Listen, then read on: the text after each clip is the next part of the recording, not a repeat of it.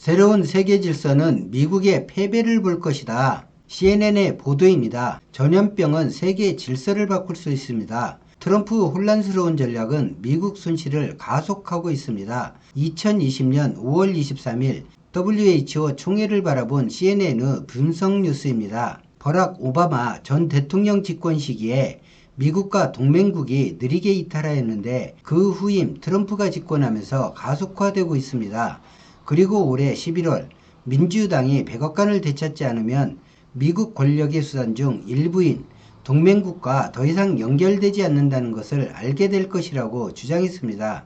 유럽 동맹국들은 이번 주에 도널드 트럼프 미국 대통령이 의회에 제출한 세계 정책을 완전히 거부했습니다. 3년 전 트럼프가 출범한 이후 불만이 끓어오르고 있던 동맹국들 사이의 긴장은 이제 코로나 팬데믹 동안은 단절되게 되었습니다. 코로나는 어마어마한 확산 속도로 세계에 충격을 주었지만 미국의 호의나 선도력이 사라져버린 지금 세계 권력 균형은 다른 변화를 가속화하고 있습니다. 화요일에 제네바에서 열린 세계 보건기구 연례총회에서 투표가 진행되는 동안 이 격차의 범위는 분명해졌습니다. 미국의 강력한 힘에 의지하던 분위기가 사라지면서 미국 영향력은 눈에 띄게 줄어들었습니다. 2020년 5월이 되었으며 이미 새로운 시대인 것 같습니다. 이제 코로나 전후 과거인 B씨와 현재인 A씨만 있습니다. 갑자기 거의 모든 사안이 코로나 발병과 대유행으로 악화하고 있으며 상황의 복잡성과 긴급성에 의해 심화하고 있습니다. 이 중 가장 중요한 것은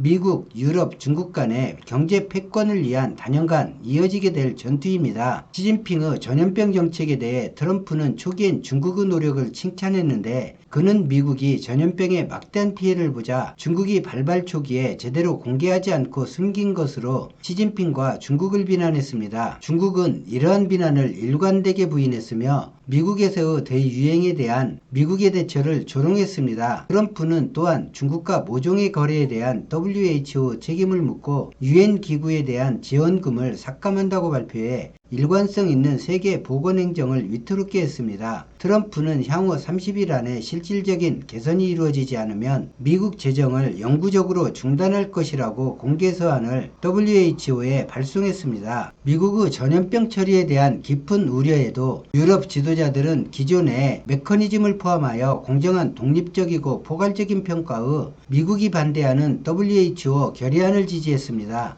이 결의안은 혼란스럽고 초기 방역 실패에 대해 중국의 책임을 묻는 것을 어렵게 하기도 했지만 트럼프와 유럽 동맹국들 사이를 보여주는 현재 미국과 유럽 관계의 척도입니다. 중국과 WHO와의 대립하고 있는 미국을 거부하려는 유럽의 결정은 올해 미국 선거에서 승리하기 위해 경쟁하는 두 당사자에게 영향을 미칠 것입니다. 하지만 누가 대선에서 이길지에 관계없이 트럼프 코로나 정책으로 인해 미국의 글로벌 레버리지는 약화되고 있습니다. 또한 올해 WHO 투표는 세계의 민주주의 국가가 미국 정책에 얼마나 지지하는지를 보여줍니다. 유럽은 민주적 가치를 공유하는 세계 지도자 및 무역 파트너를 가장 잘 지원합니다. WHO 투표는 미국 권력이 민주적이지 않을 때 세계 권력이 어떻게 변화하는지 알려주는 유익한 신호였습니다. 대부분의 유럽 국가 정상들은 코로나에 대한 미국의 혼란스러운 정책이 트럼프 행정부에서 진행되고 있다는 점을 우려해 WHO 총회에서 미국에 반대되는 결의안을 채택했습니다. 유럽의 국가들과 관계에서 트럼프 행정부 3년간의 수행 및 수정 정책은 영구적인 균열로 나타나고 있는데 이 관계는 완전히 끊어지지는 않을 것이나 중국과 같은 다른 국가가 벌어진 그 틈으로 들어오도록 기회를 만들어주고 있습니다. 코로나와 싸우기 위해 소독약 섭취를 거론한 트럼프 의견은 트럼프에 동조하지 못하게 한 하나의 이유가 되었습니다. 2018년 나토에서 메르켈 독일 총리를 괴롭히고 같은 해 퀘벡에서 열린 G7에서 캐나다 총리와 다툼도 연관이 있을 것입니다. 모두 트럼프에게서 모욕당함을 느꼈을 것입니다. 유럽에서 백악관을 평가할 때 간과할 수 없는 것은 미국이 그동안 보여준 것과 거리가 먼 트럼프 코로나 정책입니다. 선도국으로서 책임에 대한 이해가 악화되고 있음을 시사하며 비상시 믿을 수 있는 동맹국 모습을 보여주지 않았습니다. 협력을 신경 쓰지 않는 국제 신뢰는 얻기 어렵고 많은 유럽인들 눈에는 트럼프가 둘 다 부족한 상태입니다. 그 일관성 없는 발표, 잊을 수 없는 성격, 불신을 불러오는 의견, 코로나 예방책으로 입증되지 않았고 처방도 없이 위험한 말라리아 약을 복용하고 있다고 주장한 트럼프 최근 주장은 유럽 지도자들에게 WHO와 트럼프, 중국과 미국에 대해 거의 선택권을 주지 않는 것으로 보입니다. 유럽 지도자들은 시진핑을 믿지 않을 수도 있지만 트럼프가 중국과 싸움에 참여하라는 중국에 대한 전략을 따르고 싶어 하지는 않습니다. 중국은 세계 8대 유명 백신 중 3개를 개발하고 있으며 많은 국가에 개인 보호장비를 공급하고 있습니다. 유럽 지도자들은 중국과 다툼보다는 중국과 협력하는 것이 낫다고 믿고 있습니다. 유럽의 독자적인 행동은 세계를 새로운 신냉전 구조로 나누려는 트럼프와 그의 국무장관인 마이크 폼페이오 장관의 노력이 어려워지는 상황에 직면하고 있으며 5기가 기술 제공에 대한 중국과 타협으로 이어집니다. 미중 싸움에서 미국은 서방 국가들에게 명령에 불복종한 국가에 대해 정보 제공을 보류하겠다는 위협을 하는 것으로 중국의 국가지원 통신사업에 제동을 걸려고 했습니다. 그러나 단 5개월 남은 미국 대통령 선거를 앞두고 이번 주 WHO 총회에서 발표된 유럽과 120개 이상의 국가가 선택한 결정은 미국 민주당에게 명백한 경고를 하고 있습니다. 11월에 잃어버린 워싱턴의 미래를 찾을 것인지 지평선 너머로 날려보낼 것인지 경고하고 있습니다. 만약 트럼프가 이기고 시진핑과 대결이 본격화되면 미국은 큰 것을 잃습니다. 트럼프는 세계에서 누려온 권력을 잃게 됩니다. 중국은 본질적으로 세계의 많은 국가를 그 우군으로 끌어들였습니다.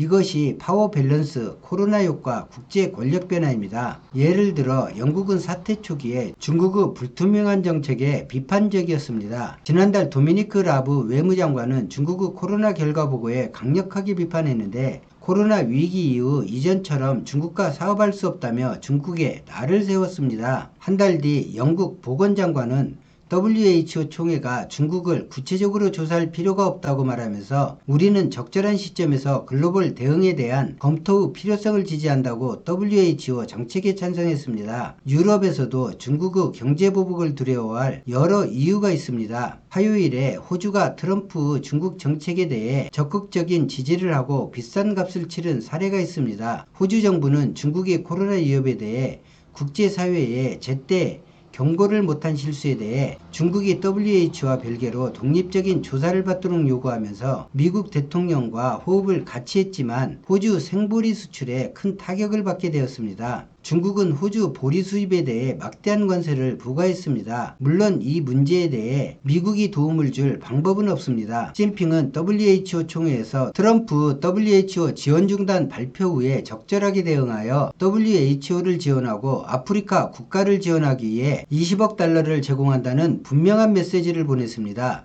트럼프 대통령이 미국 내 오바마 등 비판자들을 비난하면서 미국 내 싸움으로 관심을 돌릴 때 중국은 느슨해진 미국 우호 국가들을 설득했습니다. 국제 무대에서 코로나에 대한 트럼프 인식은 시진핑에게 그가 간절히 바라지 않았던 기회를 제공했습니다. 여기까지가 CNN 뉴스였습니다. 미국이 트럼프라는 대통령에 의해 세계 경제, 군사적 균형자로서의 역할과 그 역할로 얻던 이익이 급속히 줄어들고 있습니다. CNN은 미국 민주당이 11월에 승리하지 못하면 미국과 동맹국 간 끈끈함은 모두 사라질 것이라고 경고하고 있고 미국이 잃어가는 그 힘의 공백을 중국과 유럽이 선점하려고 하고 있습니다. 대한민국은 대한민국을 위해 결정하면 됩니다. 미국은 한국, 일본, 호주, 영국을 콕 집어 미국과 같이 가자고 하지만 미국이 콕 집은 국가는 거부하기 힘든 그럴만한 여건이라 판단하는 것입니다. 하지만 굳이 호주처럼 먼저 나서서 중국과 척을 질 필요가 없습니다. 지금 미국이 같이 하자는 반중국 냉전 정책에 미국과 한 배를 탄 국가는 사실상 대만이 유일합니다. 다른 나라들이 미국과 중국 눈치를 보는 것이 아니라 두 나라 일이라고 보는 것이며 WHO가 마음에 들지 않더라도 지금 WHO를 흔들어 세계 방역을 위태롭게 하는 것은 어리석고 자국에 도움이 안 된다고 판단하고 있는 것입니다. 동맹을 앞세워 미국 파워를 보여주고 싶어 하지만 그 동맹이 입는 피해를 보전하기는커녕 자칫 약해지면 미국에 의해 더 피해를 입을 수 있다는 여러 교훈을 알고 있기 때문입니다. 반중국 정서인 트럼프에 협력하지 않아도 별다른 일이 일어나지 않습니다. 한국이 중국 편에 설 일은 없기 때문입니다.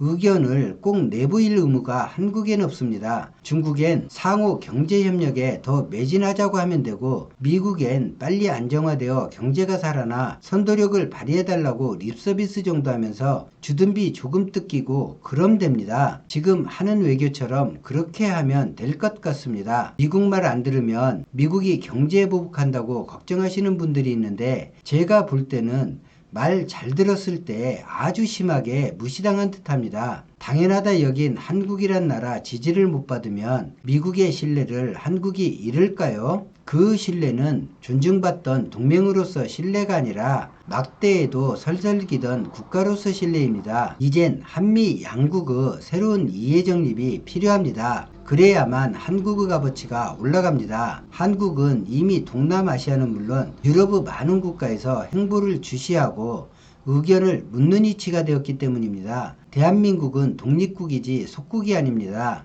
우리 스스로 그런 비하를 벗어내길 바랍니다. 과거에 전작권을 넘겨 주권 중 군권이 미국에 있지만 불편함을 감수하기로 하고 정부가 미국에 통보하면 통보 즉시 되찾아지는 것이 전작권입니다. 외교 문제를 그것도 미국과 일으키지 않으려 하고 국내 여론이 양분되어 자칫 일어날 수 있는 극심한 갈등을 일으키지 않으려는 것입니다. 정부가 의지가 변하지 않고 국민 여론이 변하지 않는다면 아마도 올해나 내년 중엔 되찾아 오지 않을까 생각합니다. 미국이 무리수를 두면서 반환을 미루려 한다면 글쎄요. 오늘 영상은 여기까지입니다. 고맙습니다.